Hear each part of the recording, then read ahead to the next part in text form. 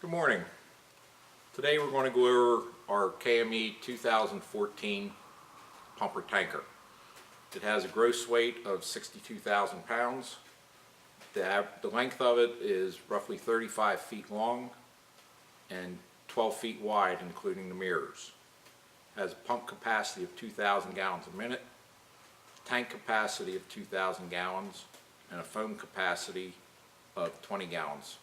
Hose capacity for the tanker 38 is 4 cross lays of 1.75 inches, 200 feet each cross lay.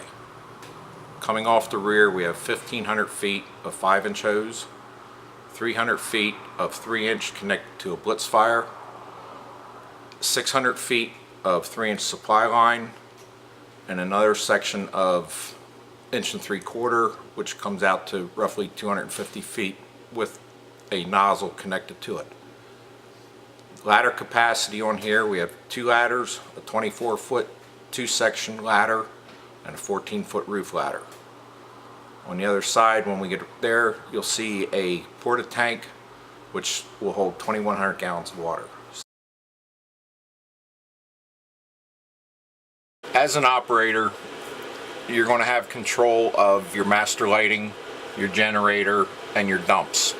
All those switches are in the center panel here, starting with your master switch, which controls all your emergency lighting. It's one click and everything is on. From up here, you can also control your driver's side scene lights, officer scene lights, rear scene, and ground lights. Once this vehicle is started in neutral, we're going to move down to the second row here. You have your generator PTO. Hit that switch, especially at night. That way we have lighting when needed and we do not have to take anything out of gear to do it. This generator will control all your electrical services on this rig. You also have a switch for a front brow light, which gives you scene lighting up front of you.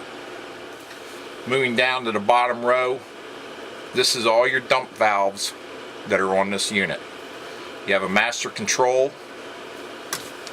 You have your rear dump chute, which you can control from here to open and close. You can also extend your side chutes and dump from here inside the cab using these 4 switches. You also have a water level gauge, which tells you how much water is left in your tank. Over here we have seatbelt lighting. This rig should not be moved unless everybody is wearing a seatbelt, and it will indicate to you as to who is not. Each seat will identify itself. When going to start this vehicle, the first thing we are going to do is, down at the side of the driver's seat is a master battery switch. Just turn it on. All your gauges will light up once you hit an ignition switch, which is over here on the left-hand side top of the dashboard. Turn that on. All your gauges will indicate, come up for you. At that point, you're ready to hit the start button. Okay, to initiate this vehicle into pump, with the motor running, have your transmission in neutral, air brake applied. Reach down here to your pump to road switch, move this lever all the way to pump. At that point, you're going to reach up to your transmission, put it in drive into 4. You'll get a green light, and also on the pump panel above, center pump panel light will come on, indicating that this vehicle is in pump gear. To take it out of gear is just the opposite.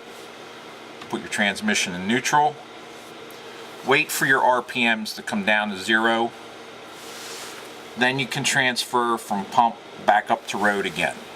Your green light will go out and you'll be ready to move this vehicle. Inside the rear of the cab, you have seating for 4. We have equipped it with 4 air packs, 4 MSA 4500s. You have your hand lights, 2 portable radios, and behind the officer seat and seat 1 in the rear, we also have our tick. Inside driver's compartment 1 is your pump operator's compartment. Contains all your adapters. Short sections of 5-inch, 2.5, and 1.75 inch. There's some cribbing in here that will carry for accidents. You have a hydrant or a chimney kit. This is a weaning line for brush fires. The chains and flares in a toolbox. Moving back to the next 2 compartments, driver's side, compartment 2 and 3 is all your hand tools. Coming off of this side, as you can see, you have axes and poles. And your irons are in compartment 3.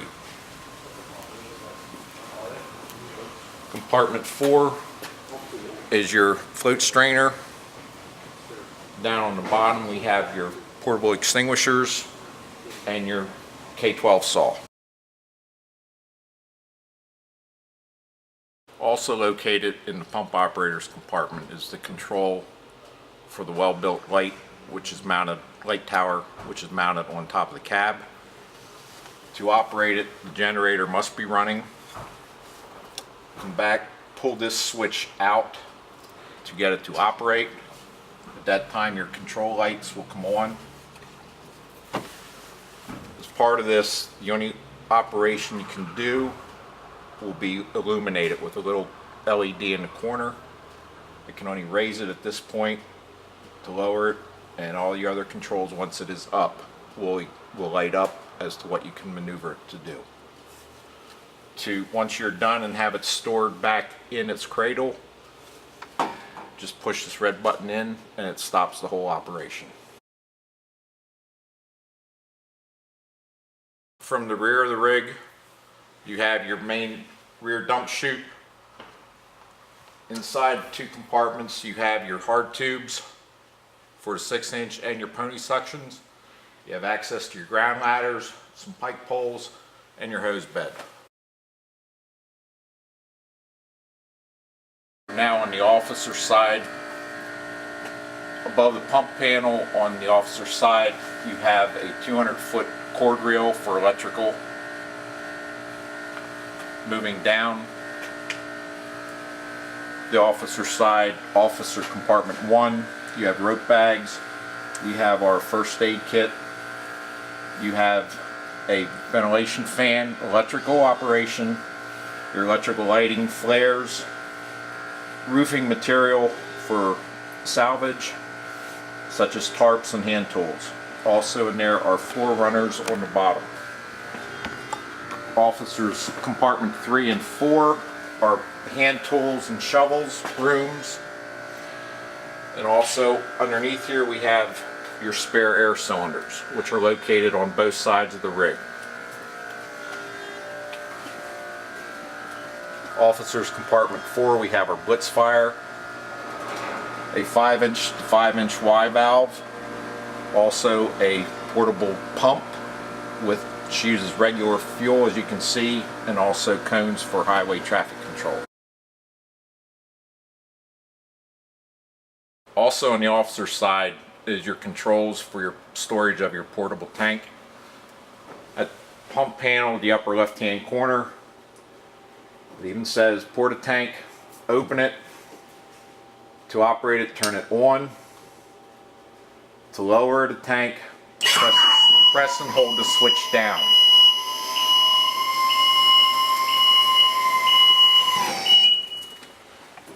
At this point, it's basically a 2-man operation or 3-man operation to get the tank off.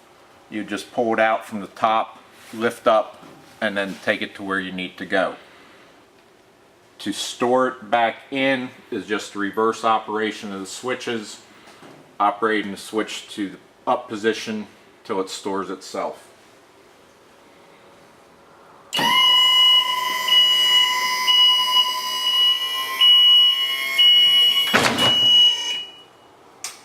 Make sure you turn the switch off when you're done. Close the door. The generator for the tanker is located above the pump. It is a 15,000 watt generator. Another feature on here for the tires. It has a self-testing indicator. You'll notice at the valve stems they have white caps. There's no need to take a tire pressure gauge to these. If the tire pressure is low, these caps will start flashing. There's an LED light inside of them. Do not remove those caps. Both the engine and tanker, the cabs tilt to access the motor compartment. To do this safely, you must first disconnect your front intakes.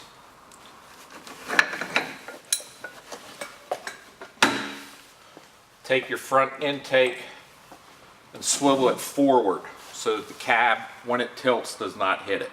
After disconnecting your front intakes, you move back to the officer's side of the pump panel is the controls for the cab tilt. All you have to do is turn to unlock it. At the same time, there's a button here that must be pushed. To raise it, there's a switch above it. Just push that switch up and the cab will tilt.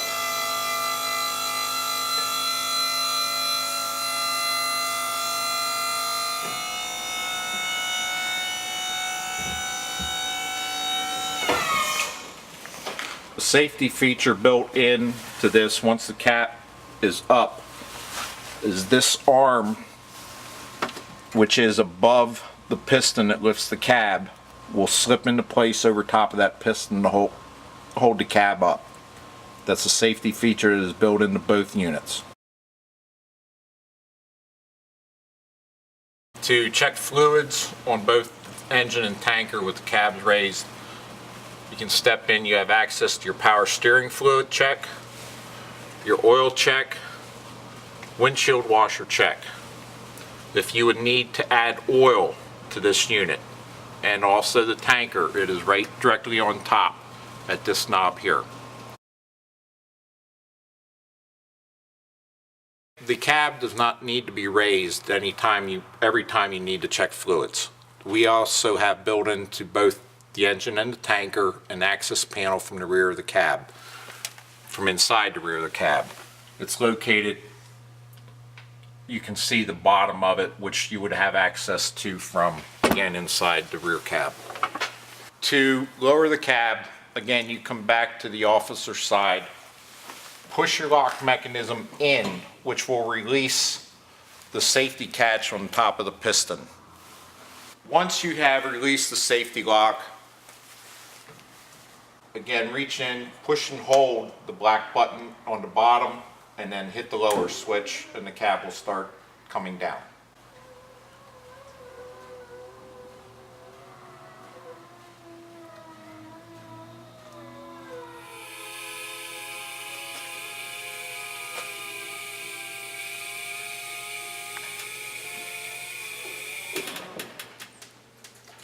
Once it is down, release everything, put this switch in the center position, and just lock it. Just turn the knob and lock it. To sum this all up, as a firefighter and or an operator, you should be going over your rigs every week at least. Around the firehouse, equipment does get moved, things do change. You have to inspect your vehicles, make sure that everything is in place. Another safety feature that I teach my guys, my operators, is before you even move the rig, take a walk around the rig. Make sure nothing is open, laying underneath or alongside that you could damage. Just remember, safety is first. Thank you.